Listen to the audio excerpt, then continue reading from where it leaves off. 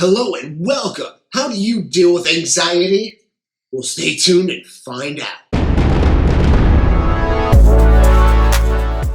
Welcome back to Ghost Talk, the most active paranormal show on YouTube.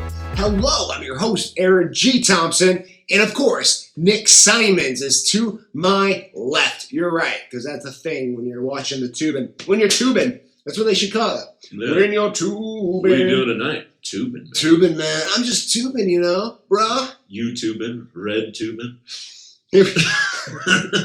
Oh dear. What's So yeah, guys, we're the Ghost Crier team. We're doing a thing on the 21st of January, 2017.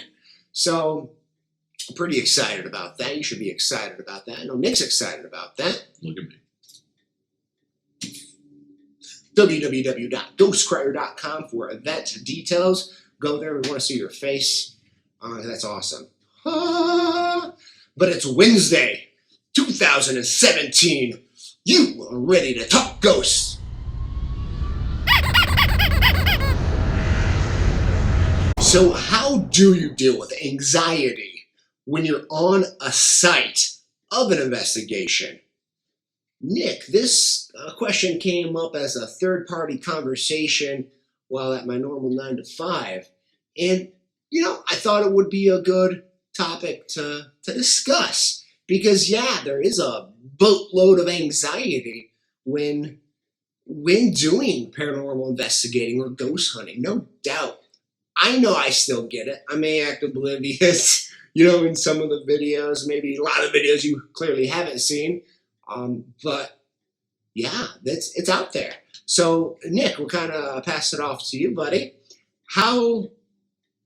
First off, do you get anxious? Do you feel that anxiety? Are you a robot? Do you nothing? You're just come with me if you want to live. Yeah.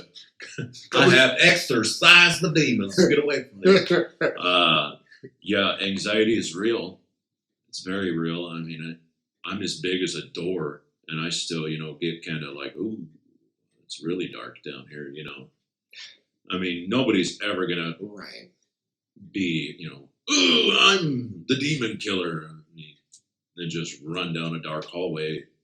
Maybe Zach Baggins does, but I recall one time I was investigating Edinburgh Manor. Right. In Scotch Grove, Iowa. Check them out. Visit their website. We're doing an event there in April. I believe it's April 21st. I have to check a calendar, but yeah, we're doing an event there too, guys. We're all about the 21st. We love 21st. I have motion detection lights that run off of infrared. Right. And down in the basement of Edinburgh, there's a cafeteria, and then off the cafeteria, there's a hallway that goes down to a laundry room, to the boiler room. Okay. Seth, if you're watching, you know what I'm talking about. Seth. Polter Bears. Yeah, Polter Kodiaks. Polter Kodiaks. So we were just getting ready to clean up and get out of there for the night. And I was like, oh, crap, I left my infrareds downstairs. And I just, out of, I don't know what you'd call it, I just darted off to the basement. Crap. I forgot my crap. I'll be right back. That's why we wear the pens, guys. It's a little known secret for the ghost hunters. And I took off, and I'm going downstairs into the basement, around the corner, in the kitchen, come through the cafeteria, and my IRs are just down the hallway. I'm heading down the hallway towards my IRs, and that's when it went, poof. You're in the dark basement by yourself, Nick. And I was just kind of like, ooh, shit. And that's when, I was just down there earlier investigating, and now I'm down there by myself. I mean, when you're with other people, it's like, hey, it's not that bad. You run down there by yourself, you're kind of like, ooh, you almost feel like you're naked. I did that in the Farrar school not too long ago. Almost same story. They had a cafeteria. You haven't been to you've been to Farrar? Okay. Yes. So yeah, they had the cafeteria down there. Same thing. Everyone was upstairs. I had to use the restroom. Yeah. So I went downstairs, and at first I was like, but then got farther and farther away. The voices of real people got more dim. Next thing you know, I'm in like allegedly the most active place in the school, and it kind of hits you, you know. You get this tingly feeling, and you're like, okay, gotta be proud or something or not. It doesn't matter. Strong. Be strong. Be strong. She wept. So much crying happened. Well, they have a weird bathroom downstairs. They do. You got to cut through the gym, and it's off to the right, and the door is like not a standard size door. It's like maybe this wide to get into the bathroom. Then it opens up, and the ceiling's low. Well, at least it is for me. Tall guys, but it's low, and like it's like the little kid like urinals from like kindergarten. They're like this tall. I mean, they're maybe like this high off the ground. I mean, you got to like get down to use them. You know, there's kind of a not with anxiety or fear or anything, but more like kid toilets. Potty training your kid. They should put that on the beginning of the video. Kid toilets are demonic? Stay tuned and find out. Oh, it will be. Yeah. Maybe. I don't know. Let's do it. So, if, potty training someone, like a kid, I think you should like do the carnival games where you see the squirt gun to shoot in the clown's mouth and blows up that balloon. Yeah, I'm just saying. I think they have something that they're not utilizing. Inventors. Yeah. Let's step on There's it. a free one. First one's free, inventors. Make some kind of attachment for the toilet that when you pee on it, a balloon blows up off the back of the toilet. A cheap price can come out. Or maybe like one of those things where you can have a horse race. Yeah, same put concept. Two toilets next to each other, then have to the two horses racing as you and your buddy. I mean, it saves you from having to sword fight with your friend. You could just watch the two horses go. Anyways, what were we talking about? Oh, yeah, anxiety. Anxiety. I did a speech, a presentation of fear before, and I like to act more badass than I really am. The presentation was actually a high school presentation, so I'm talking years ago, guys. More badass than I really am. His tattoos wash off. He just reapplies them every day. A lot of work, everyone. So I recommend it. Yeah. This fear speech was really focused around the idea of anxiety. How everyone has anxiety, the biggest guy to the smallest guy. And I felt I used my subjects at the time very well as I spoke about this case or this bowl that had a lid on it. The entire time I have kind of referenced everything, all my dialogue towards it and built, towards it. But I didn't leave it as a main focal point as I'm discussing fear, anxiety, phobias. And by the end, I chose high school, and there's a lot of badass kids running around there, fearless. I mean, hey, teens, yeah. So I chose the biggest one, the one who typically show no fear in anything he does. And by the end of it, I slowly pulled off the lid, and I'm telling everyone, no matter how big you are, you have that anxiety, that anticipation of what could be in there, whether you hide it or not. So I took it and I act like I made the gesture that I threw it at him. There was nothing in there. There's absolutely nothing in there. That was the point. He didn't move an inch. A couple people around him jumped a little bit, but he didn't move an inch. And I go, though you physically did not react to that, how'd you feel inside? I tell you what, Nick, he broke down.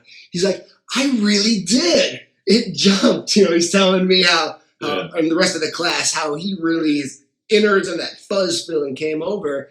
And, I tell you what, I think I gained a friend that day. You always have to get the biggest friends, in the room in case you get in a tight situation. But yeah, so it's just neat to see, someone so young, reflect on that same category. And of course, me building up, even in the near future at that point, of ghost hunting, there's that anxiety. In the time that we live in now, you have so many movies and monsters and things, and stuff like that just kind of hangs out right here in the back of your mind. Right. And rewind back to being in that hallway at Edinburgh Manor in the basement at 3:30 in the morning by yourself. Or it might have been 4:30. Either way. Probably 4:30. you're by yourself in the total darkness. I mean, yeah, you got your little flashlight that you have, but I mean, it's not like you're just going to be able to flick a light on and, walking down the hallway to retrieve my infrared lights. All the little Jasons and the Freddys and the demons and stuff that can jump out and grab you makes its way from the back of your mind to the front of your mind, and you start thinking about that. I mean,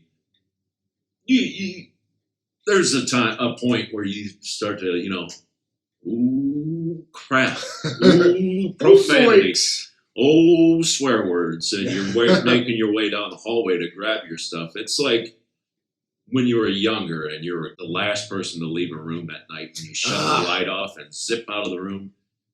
That's what we're talking about. When you out of the room, slam, shut the door. The last person to leave the basement shuts the light off. Up the stairs. We're not talking about the anxiety that's like the mental disorder that many people suffer from. It's unfortunate. Unfortunate, crippling anxiety. No, we're just talking about that. Just to get down into that basement, snatch up my lights as fast as I could, and right back upstairs. Right, it's that natural anxiety that we all get. I think it's natural to have that. If, let's say I didn't have that anxiety, or Nick did not have that anxiety, would that make us a better or worse hunter? You know what? Two things with it. I think it would make us a better hunter. I really do. And I mean, we can go into the details of that maybe on a later talk, but I think it would bore us.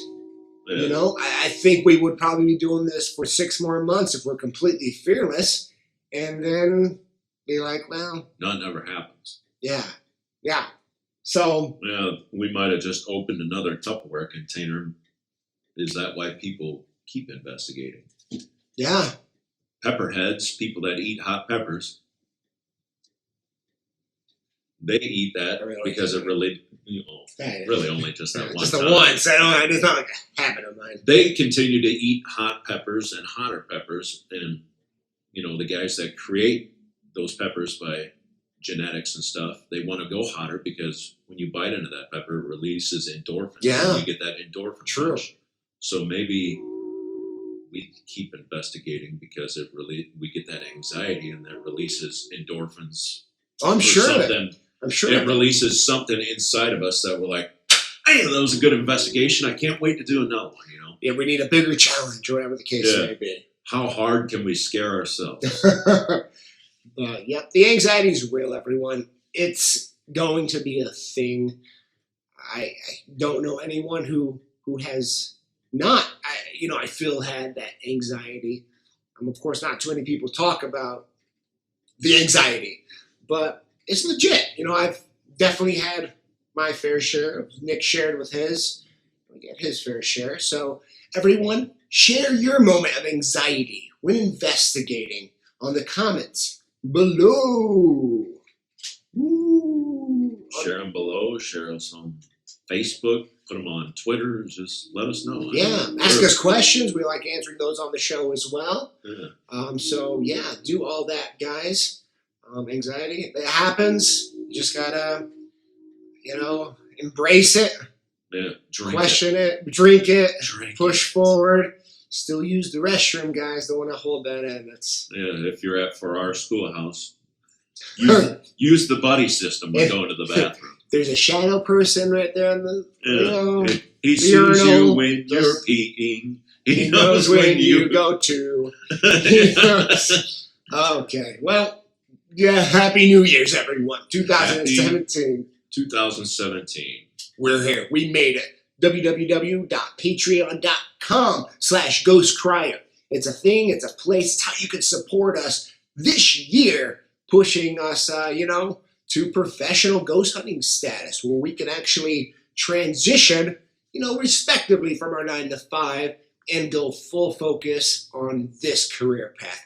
Be your personal ghost hunting team, in a sense. There's a lot more things that's going to be dropping on Patreon. Our focus is going to shift more towards those pledges that we are getting in now. So we definitely want you to be a part of that ride. unique stuff there, Yeah. unique investigations, a lot more live feeds over there. So just be aware that that's a place that we're going to be putting a lot of our focus towards, because that's going to be the community that really wants to see what we do.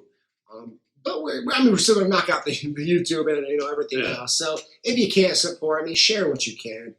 But yeah, we're going to be doing a lot more, pushing towards Patreon, GhostCrier.com. It's a place, it's a thing. Doing a lot more events. We're excited. You can always follow me, GCPI Aaron, Instagram, Snapchat. I'm snapping now, guys. My face put like a dog face now. I'm not gonna.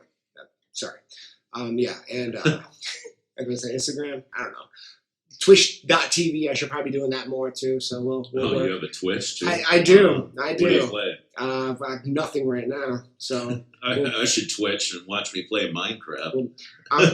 I'll probably look for a scary game. I think that seems themed enough. Minecraft. Nick plays Minecraft. A lot. Done. Nick, where can we find you? Twitter.com at GCPI Nick. Or you just go at GhostCrier and you can find both of us. It's weird. What? Yeah. Man, when you're giving your Twitter handles, giving me anxiety. Like, is he going to say it? Is he going to say it? Wait for it. What's your Twitter handle? It is at GCPI Nick. I feel like the sloths on Zootopia. Nick, what's your Twitter handle? It's at GhostCrier. GC Achievement. PI Unlocked. Nick. Slam the door. You're shaking, scared. Live your life with so much fear. Wipe your eyes, hide your tears. Stop. Let me make this clear. This about you and me. No blind mutiny. Only para unity. Together we will see. Peace.